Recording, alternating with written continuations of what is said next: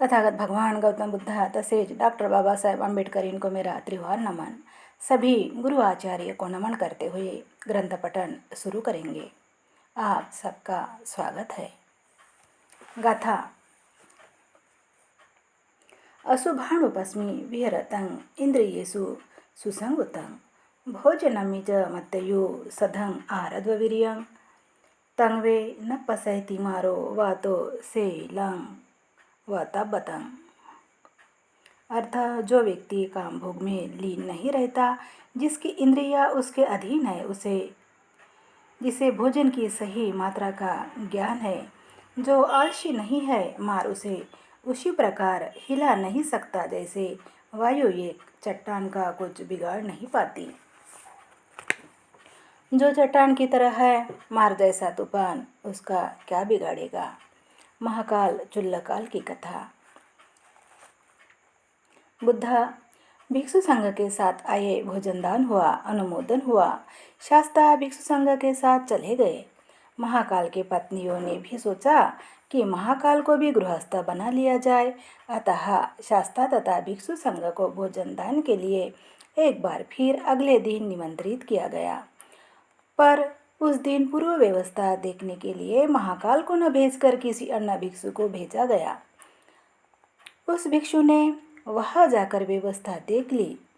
महाकाल की पत्नियां वह सब कुछ नहीं कर पाई जिसे चुल्लकाल की पत्नियां ने किया था। चुल्लकाल की तो 2 पत्नियां थी और महाकाल की 8। महाकाल की पत्नियों ने भोजनदान के उपरांत शाक्यमुनि से आग्रह किया कि महाकाल को भक्तानुमोदन के लिए छोड़ दे। शास्ता ने इसकी स्वीकृति दे दी और भिक्षु संघ के साथ स्वयं विहार के लिए निकल पड़े। गांव के बाहर आते ही भिक्षुओं ने बुद्ध से प्रश्न किया, आपने जानबूझकर महाकाल को छोड़ दिया या अनजाने में ही वह छूट गया। चुल्लकाल का अनुभव उनके मन को कचोट रहा था। उन्होंने कहा, बनते, महाकाल एक सीधे स्वभाव वाला शीलवान भिक्षु है। संभव है उसके परिवार वाले उसे पुनः गृहस्थ बना दे। चुल्लकाल की तो सिर्फ 2 पत्नियां हैं, महाकाल की तो 8।